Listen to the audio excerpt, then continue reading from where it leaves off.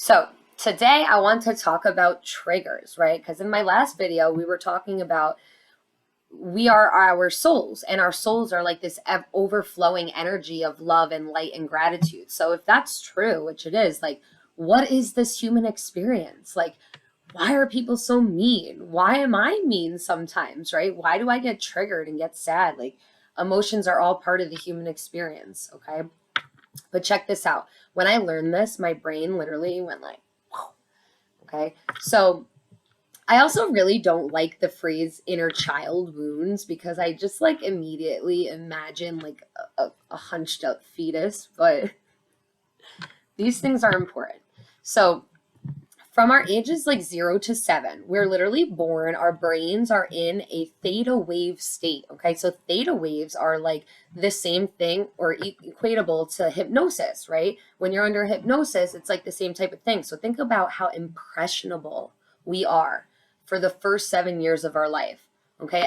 Obviously, we don't remember like seeing life in a different way like that, but that's a fact. Like our brains were be, being impressed, is that a word, by everything around us, right? And all we have is our tribe, the people around us at that age. So whatever we're learning and experiencing, it's all up to the people, right? We're not making our own choices at that time. So because of that and our minds in theta wave, anything that's like hurting us and wounds, right, really get internalized. And from there, as we grow, our ego, which your ego's not like a bad thing. Everyone has an ego. Are like as soon as your mom and dad give you a name and an identity, you have an ego, right? Your ego is like the part of you that protects yourself, right? It's not always a bad thing. But when we're talking about our inner childhood wounds, as we grow up as adults, those wounds turn into defense mechanisms that kind of like, I don't want to say become our personality, but become a piece of our personality, right? So if we're during that age, 0 to 7, where we're in the theta wave state, if something happens to us, right, like say a parent leaves, okay, which was my case, okay, so now I have these inner childhood wounds of abandonment that if I'm not dealing with my soul and spending time with it, I'm not understanding why things are happening to me, right? Because it's not healed, okay? So if we are if you're someone who has a wound like that, right, like abandonment, vulnerability, commitment, trust issues, all those things can be synthesized down to faith or fear from something that we learned as a child and our inner childhood wounds. Okay. So, an example of this is like if I am so worried about being abandoned because I was abandoned by a parent or a lover or whatever it is for you, then I'm thinking like, I'm scared. I'm leading with fear now, not faith. I'm scared. I don't want to be abandoned. I'm going to do this and that so I don't get abandoned. I'm not going to get deep with anyone so that I don't ever get abandoned. Okay. So now what you're doing, because our minds and our mind frequencies, real thing, science, and manifestation are so powerful that what we're really doing is the universe is not hearing I don't want, right? They're not hearing that part of it. They're all you're thinking about is abandonment. So you're like accidentally manifesting it into your life.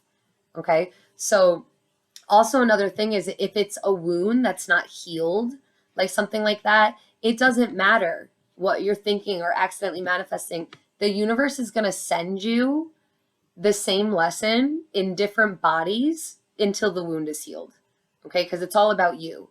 Because we create our realities. Like our inner world creates our outer world. Okay? So when we get triggered, what's really happening is something in our lives, in our 3D lives, is triggering an inner childhood wound most of the time that hasn't been looked at yet. Okay? So say I'm at work and 5 of my friends are sitting at a table and I go to sit with them and they're like, we don't have any more room. Okay. I can literally, now I'm triggered. I'm like, fuck you. But this is the best thing. This is why I'm making this video, because when I learned this strategy, it literally changed my life. okay? Practicing the pause in moments when you're triggered will literally change your life. So, between, ready? Between a stimulus and your response, there's something called the meta moment. The meta moment. Listen to this. It's so simple and so life-changing. When something happens to you that you're triggered, right? And you know when you're triggered because you can either physically feel it like me, or you start getting angry, like you're getting mad, you're not feeling good, you're complaining, you're like, nah, nah, nah. Okay, you're triggered. What's triggering you? Do you even know? Anyway, so the stimulus happens, and now before your response, there's a moment in the middle where you get to choose. Okay, so let's go back to that example with my friends at the table, and they're like, meh, meh, meh. Okay, that's the stimulus. Now, instead of being like, fuck you, and causing, because you know what happens when I do that? I'm allowing negative energy into myself, into my center. I'm allowing it. Now it's inside me. Now it's like poisoning me. Okay. We have the power to transmute energy, guys. I'm going to say that again. We have the power to transmute energy. Okay. So I'm in that moment. And instead of reacting like that, I choose to pause and I'm practicing the meta moment. And in the meta moment, what you do is you envision your highest self, like how you would want to respond based on your highest self. Like you don't want to get in a fight. You don't want to, I mean, maybe you do, but then you're like really, well, anyway. So in that moment, I'm like, you know what? I remember that nothing's personal. That's just a fact. And I also remember that even if it is personal, like even if they're purposely being like, no, Jess, you specifically, okay, that has nothing to do with me, nothing at all. And when you remember that it's their wounds that are being acted on because they're unhealed and it's creating this energy now, it's so much easier to react in a different way because you're just like, okay, bro. Like, and now what I did was in that pause, I decided to not accept that energy. No, you know what? I'm not accepting it. I'm just going to go about my day. Okay. So when you're triggered, practice the pause and let me know how it goes. Because something else that we really don't like to do as human beings and our ego, right? That part of us that protects ourselves. When we do things like that, like when we heal our inner wounds, our ego starts breaking apart. Okay. Like once I'm like, you know what? I'm not scared of being abandoned anymore because I have myself. I'm never going to abandon me. Right. But that's because I put a lot of effort and energy into healing my wounds. And that is where I lose most people, right? Because that is not easy. It's really not easy to look at yourself and the patterns of your life and take accountability for the role you play in creating your own reality, right? So if I'm like, again, back to the abandonment issues, and I'm like, oh my God, he's such a dick. Like he just abandoned me. It's all his fault. Blame, blame, blame, blame. Okay. But now the universe is just going to send you another guy that does that because you're not looking inward to see why that even happened in the first place. Like, what about you inside, deep down, was magnetizing that energy towards you? Because that's how the universe works. If there's something that needs to be healed, it's going to give us the opportunity through experience and relationships and whatnot to heal it. Okay. So the first step to healing, I would say, is to practice the meta moment when you're triggered. Okay. And then later on, like after you're out of that energy and you're alone, guys, it's so important to be alone. It is so important to spend time by yourself.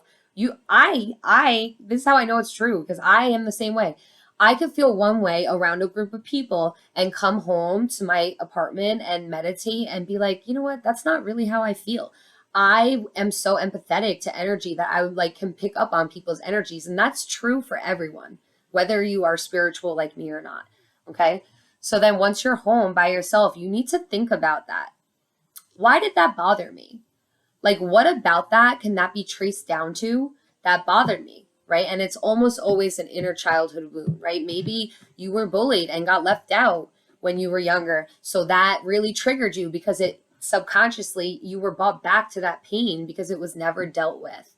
It was just built over with defensive mechanisms by the ego. Okay. So once again, practice the meta moment. Let me know if it changes your life, honestly. And if you need help, please hit me up. This is something that really excites my soul. I love that I blossomed into the being I was supposed to be, and I love helping other people do it. So meta moment it up, guys.